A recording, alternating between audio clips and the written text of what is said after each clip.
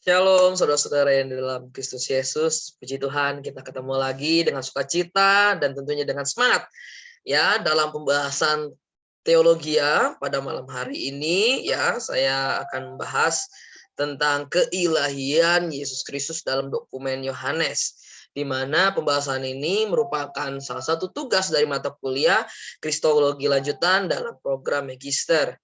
Dalam pembahasan ini juga saya ambil beberapa buku yang terpercaya. Ada Henry C. Tinson dalam Teologi Sistematika, ada Louis Berkhof dari Teologi Sistematika jilid ketiga, yaitu tentang doktrin Kristus. Ada juga dari buku Kristologi Kristen, Weli Pandinsolang, dan tentunya buku yang selalu kita pegang kemana-mana, yang kita selalu percaya dan selalu kita gunakan, yaitu Alkitab. Haleluya. Langsung saja kita masuk ke dalam pembahasan. Malam hari ini saya ada 4 poin ya, yaitu yang kudus dari Allah, itu poin pertama. Poin kedua, Kristus dan Bapa adalah satu. Poin ketiga, Kristus adalah Tuhan. Dan yang poin terakhir adalah Yesus Kristus adalah jalan dan kebenaran. Kita langsung masuk ke poin pertama. Ya, di mana di sini dikatakan Yesus yang kudus dari Allah. Ya, segala sesuatu dimulai dari Allah dan berasal dari Allah. Amin. Di dalam Yohanes pasal 6 ayat 69, dan kami telah percaya dan tahu bahwa engkau adalah yang kudus dari Allah. Ayat ini adalah sebuah ungkapan dari murid Yesus yang bernama Simon Petrus, di mana ayat ini adalah pengakuan Petrus saat menjawab pertanyaan dari Yesus perihal tentang roti hidup.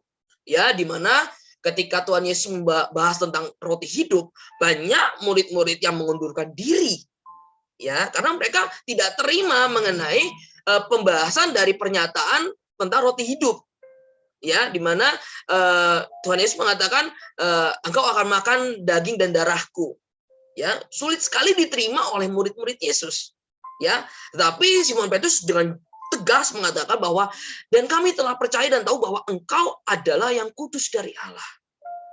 Ini satu poin yang menegaskan bahwa Tuhan Yesus ini adalah sosok yang kudus, yang turun dari Allah Bapa kerajaan surga. Amin.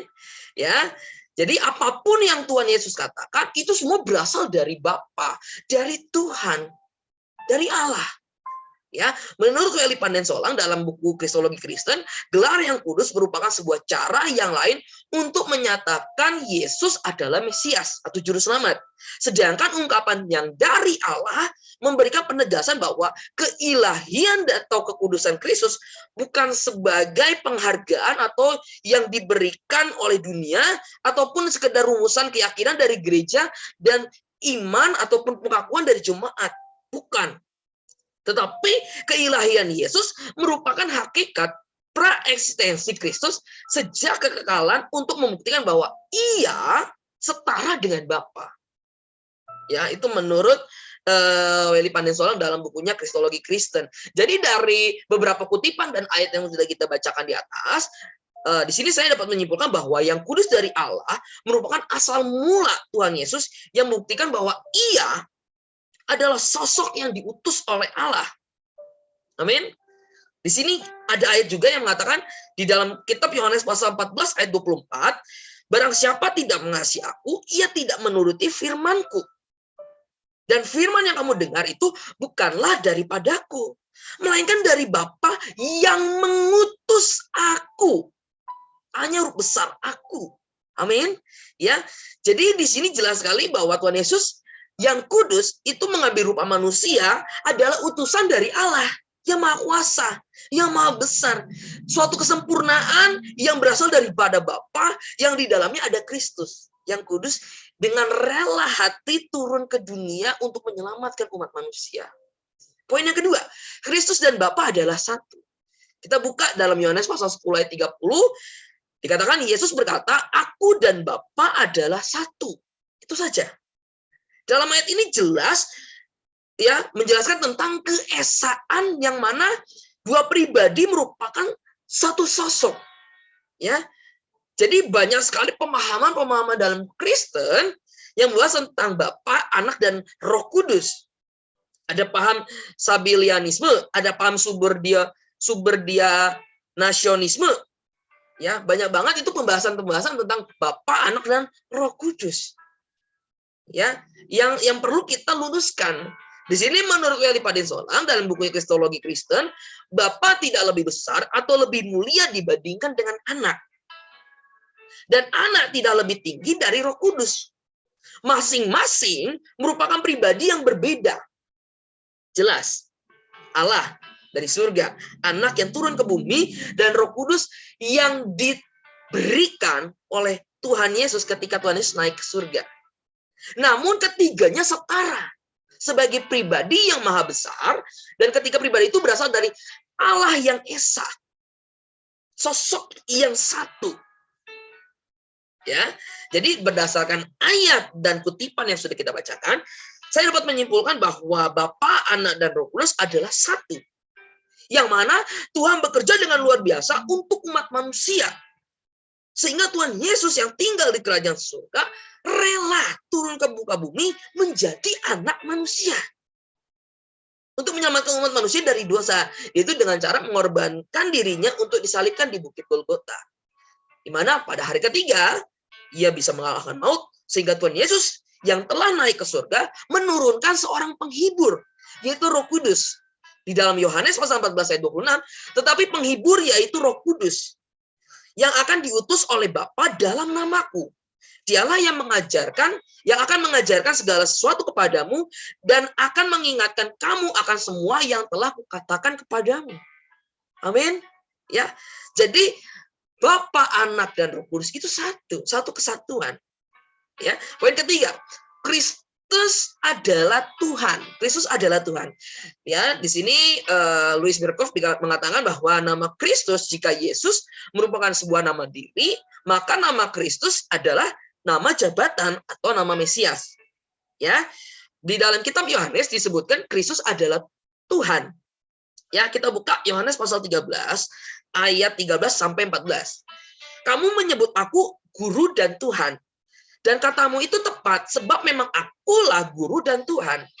Jadi jikalau aku membasuh kakimu, aku yang adalah guru, ya, aku yang adalah Tuhan dan gurumu, maka kamu pun wajib saling membasuh kakimu. Ya, dari ayat ini jelas tertulis bahwa Kristus Yesus adalah guru dan Tuhan. Jelas tertulis ya.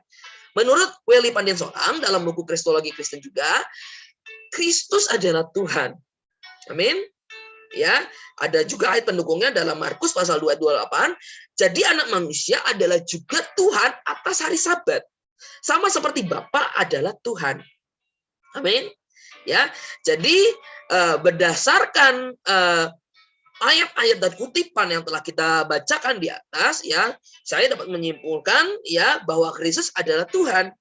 Karena di dalam dalam kitab Yohanes pasal 14 ayat 10 dan 11, ya, tidak percayakah engkau bahwa aku di dalam Bapa dan Bapa di dalam aku? Apa yang aku katakan kepadamu, tidak aku katakan dari diriku sendiri, tetapi Bapa yang diam di dalam aku. Dialah yang melakukan pekerjaannya. Percayalah kepadaku bahwa aku di dalam Bapa dan Bapa di dalam aku. Atau setidak-tidaknya percayalah karena pekerjaan-pekerjaan itu sendiri.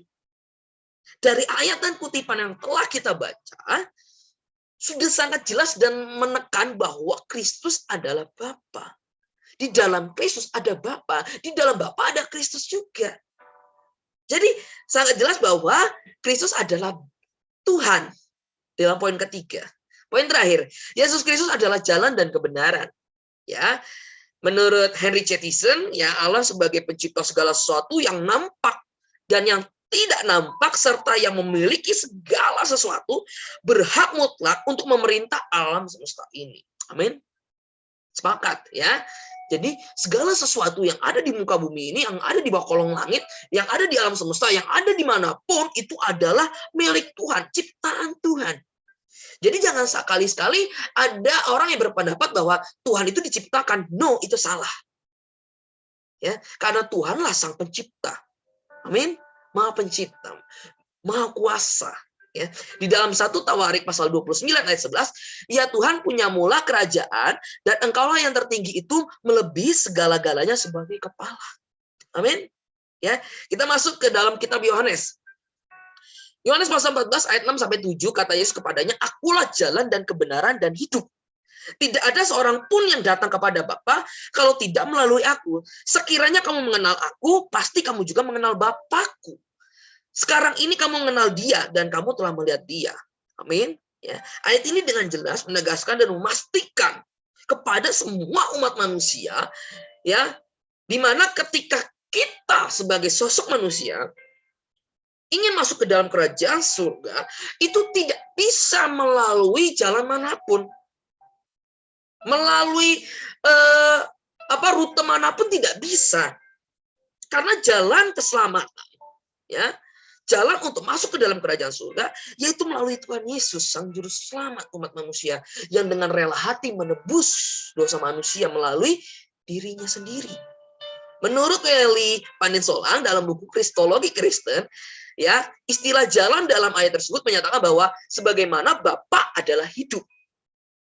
Dalam Dia ada hidup, dan hidup itu adalah terang manusia. Itu di dalam Yohanes pasal 1 ayat 4. Demikian juga Yesus adalah kebenaran dan hidup. Amin. Sedangkan ungkapan kecuali melalui aku menekankan pada fakta bahwa tidak ada cara atau kemungkinan lain untuk seorang dapat diselamatkan atau masuk ke dalam kerajaan surga kecuali satu-satunya jalan hanya melalui Kristus. Haleluya. Terakhir, dalam kisah para rasul pasal 4 ayat 12, saya bacakan, "Dan keselamatan tidak ada dalam siapapun juga selain di dalam Dia. Sebab di bawah kolong langit ini tidak ada nama lain yang diberikan kepada manusia yang olehnya kita dapat diselamatkan." Ingat Bapak Ibu Saudara, Yesus adalah satu-satunya jalan kepada Bapa. Sebab hanya Dia satu-satunya juru selamat yang datang dari Bapa. Haleluya. Terima kasih. Semoga pembahasan ini memberkati Bapak Ibu Saudara, ya.